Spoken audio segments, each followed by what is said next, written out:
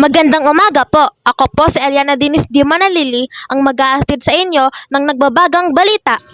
Nitong nakaraang mga araw ay laman ng balita ang sobrang taas ng heat index sa buong bansa.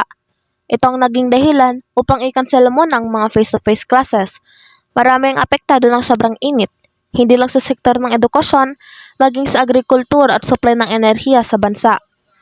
Pero higit sa lahat, ang sobrang taas ng heat index ay delikado sa mga tao. Maaari itong maging sanhi ng dehydration at heat stroke. At ang grupong pinaka-apektado nito ay ang mga nakatatanda, ang mga senior citizen. Atin pong kausapin si Lola Ning upang tanungin kung ano ang ginagawa niyang hakbang upang maibsan ang sobrang init ng Metro Manila.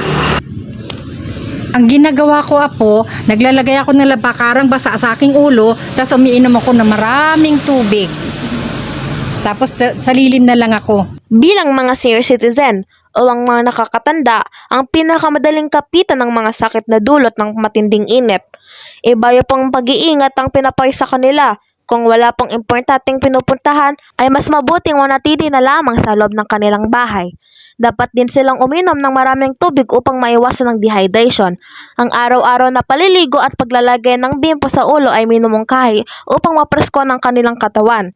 Sa ngayon, ito muna ang aking report. Muli, ako po si Eliana Dinis Di Manalili. Balik po tayo sa studio.